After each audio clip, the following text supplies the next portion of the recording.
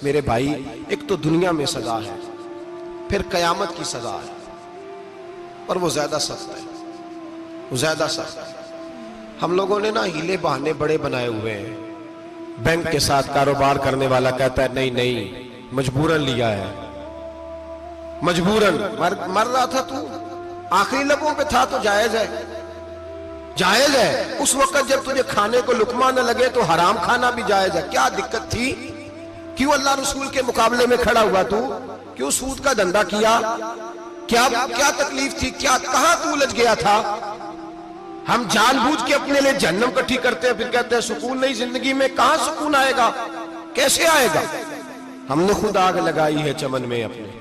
जो कयामत की सजा है, मेरे नबी पाक अलैहिस्सलाम ने फरमाया रब तुम्हें सामने खड़ा करेगा। और किस तरह खड़ा करेगा?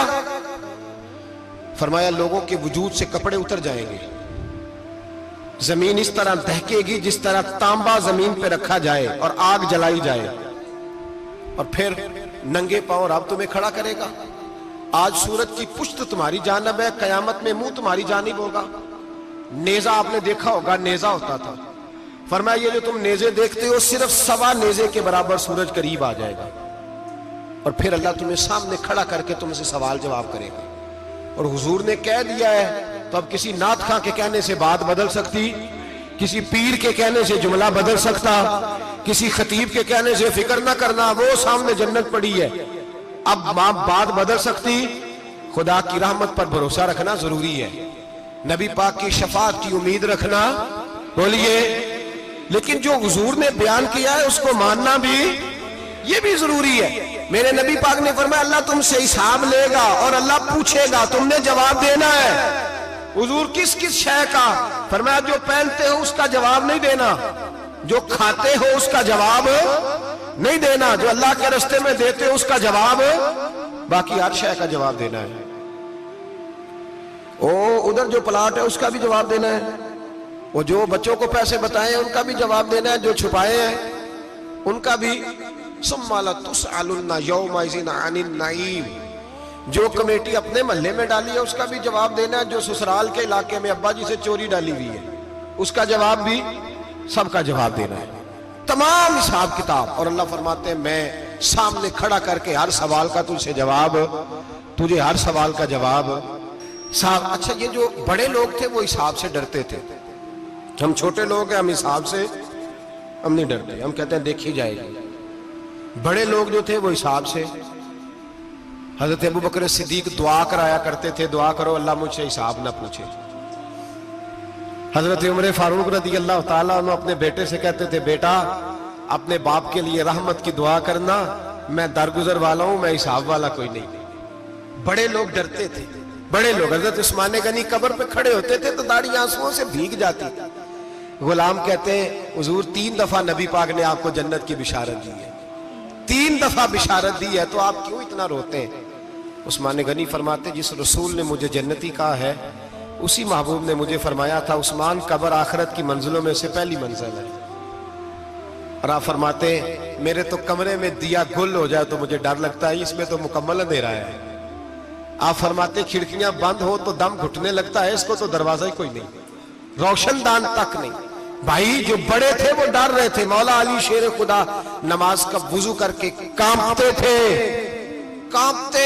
अली आप मरहब के सामने नहीं कांपे, खैबर का दरवाजा उखाड़ते नहीं कांपे, बदर ओहद खंदक हुनैन और खैबर में नहीं कांपे, तो यहां आप फरमाने लगे मालिक के सामने जाते हुए डर आता है। बड़े लोग कांपते थे, बड़े लोग। आज एक फिक्र लेकर के जाना, एक सोच, जहां रोज रात को बेटे की टेंशन, बेटी की टेंशन, भाई की टेंशन, पोते की टेंशन होती है ना, एक टेंशन और अपने आज एक टेंशन बढ़ा लो, कब्र की टेंशन पैदा कर लो, कयामत की थोड़ी सी फिक्र कर लो, थोड़ी सी, एक लम्हे के लिए सही थोड़ा ख्याल पैदा करें। हजरत हसन बसरी नाम सुना हुआ है ना, ये हजरत अली के शागिर्द हैं, नबी पाक के घर में आ जाते थे कई दफा, बच्चे थे जब। हजरत हसन बसरी ताबी हैं, फरमाते खाना काबा में उमरा करने गया, तवाफ़े काबा कर रहा था तो बड़ा अजीब मंजर हुआ, रात की तन्हाई हुई। उस वक्त कई दफा तवाफ बंद भी होता था, इसलिए कि रश कम होता था तो रात को सब सो जाते। कहते रात जरा गहरी हुई तो लोग अपना अपना खैमा लेके जाते थे। अब तो होटल है ना, तो खैमे लगते थे, लोग खैमा लेके जाते थे, जहां जगह मिलती थी खैमा लगा के रहते थे। फरमाते मैं रात को सोया खैमे में, एक दर्दनाक आवाज आई, मीठी है धीमी है पर दर्द बड़ा है। कोई रोने वाला रो के कहता है अल्लाह हिसाब कयामत में मुझसे ना लेना, ऐ अल्लाह तन्हाई में जितना मर्जी हिसाब लेना पर लोगों के सामने ना लेना। और फिर कहता है अल्लाह फजल तो तू तब करे जब तू मेरा हिसाब पूछे ही ना। फिर चंद मिनट गुजरे तो फिर वो रोने लगा, मेरे कानों में आवाज आई, कहने लगा अल्लाह हिसाब तो उनका लिया जाता है जो हिसाब के काबिल होते हैं। आला हजरत कहते हैं ना रजा से तू क्या हिसाब लेगा, रजा भी किसी हिसाब में है। ऐ अल्लाह मैं काबिल नहीं, मुझसे हिसाब ना लेना। कहते थोड़ी देर गुजरी तो फिर वो रोने लगा, फिर जरा सांस संभले तो फिर कहने लगा ऐ अल्लाह मैं तो लोगों को कोई बंदा हिसाब पूछ ले तो नहीं दे सकता, मैं तुझे कैसे हिसाब दूंगा। फिर तड़पने लगा। कहते थोड़ी देर गुजरी तो फिर एक लफ्ज उन्होंने कहे रोने वाले ने, कहने लगे अल्लाह देख तेरे महबूब का फरमान है जो माफी मांगे तो उसे माफ कर दिया करता है। ऐ अल्लाह मैं माफी मांगने आया हूं और मस्जिद नहीं आया, मैं काबातुल्लाह ही आ गया हूं। कहते हैं वो इतना रोए कि चीख आई उनकी, और जब धड़ाम से कोई जमीन पे गिरा तो मैं परेशान हुआ कि अब तो बेहोश हो गया। फरमाते हैं मैं जोर से उठा फटाफट और उस शख्स की तरफ बढ़ा। मेरे दिल में ख्याल है कोई गुनाहगार है बेचारा, तो चलो मैं भी दुआ करता हूं, इसको कहता हूं बेटे फिक्र न कर, अल्लाह तेरी मदद करेगा। फरमाते मैं गया इस नीयत के साथ कि मैं कहूंगा चलो उठो तुम भी दुआ करो, मैं भी करता हूं, अल्लाह हमसे हिसाब ना पूछे। कहते मैं गया तो वो शख्सियत बेहोश पड़ी थी, काले स्याह बाल उनके चेहरे पे बिखरे हुए थे। कहते लोगों जब मैंने जुल्फे हटाई चेहरे से तो मेरा वजूद कांपने लगा, लगा आसमान टूट पड़ेगा, जमीन फट जाएगी, सितारे बिखर जाएंगे, आज बह जाएंगे समुंदर। फरमाते मेरी चीखें निकल गई, ये कोई गुनाहगार तो नहीं, ये तो हजरत फातिमा के पोते इमाम ज़ैनुल आबिदीन है, ये तो इमाम हुसैन का वो बेटा है जो करबला में तन्हा बचे थे। फरमाते मैं इमाम का चेहरा देखा तो भाग के आया और मैंने अपनी दाढ़ी उनके पैरों के साथ मस की और मैंने कहा हुजूर उठिए। इमाम उठे तो मैंने कहा शहजादे तेरे तो इशारे से अल्लाह कई गुनाहगारों को बख्शेगा, तेरी तो दुआ से अल्लाह बख्शेगा, ये क्या कर रहे हो। तो इमाम ज़ैनुल आबिदीन कहने लगे हसन बसरी इधर आ यार, इधर आओ बुजुर्ग हो, मेरे दादा के पास रहने वाले हो, मैंने ना आज ही सुना है कि उसका अजाब बड़ा सख्त है, आओ मेरे लिए दुआ करो, अल्लाह पाक मुझसे हिसाब ना पूछे। का हुजूर ना करें। अब फरमाने लगे तुझे नहीं पता कुछ चीजें ऐसी हैं कि रब ने अगर हिसाब पूछा तो मैं वाकई जवाब नहीं दे पाऊंगा, चल कर मेरे लिए दुआ। कहते मैंने हाथ बांधे, हुजूर मैं नहीं करता, उठा कह।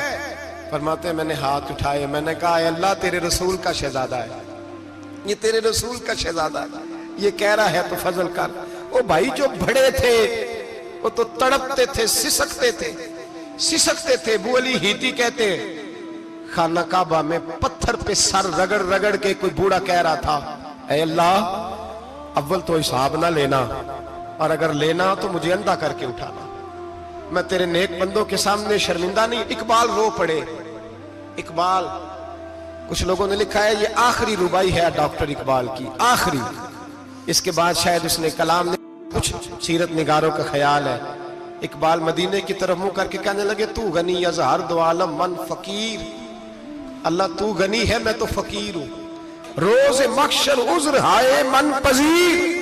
ऐ अल्लाह अव्वल तो मेरा कोई उज्र कबूल कर लेना महशर के दिन, और अगर ना करना हुआ अगर तुम्ही बीनम हिसाबम ना गुजीर, अगर जरूर ही मेरा हिसाब लेना है, ऐ अल्लाह अगर तूने जरूर लेना है, ऐ अल्लाह अगर जरूर ही लेना हिसाब, अव्वल तो मेरा उज़र मान लेना, मेरी कमजोरी पे रहम करना, ऐ अल्लाह मेरे बुढ़ापे पर मेरी कमजोरी पर रहम करना, अगर जरूर हिसाब लेना है अज निगाहे मुस्तफा पिन्हा बगीर, तो ऐ अल्लाह जरा हुजूर की निगाहों से ओझल करके लेना।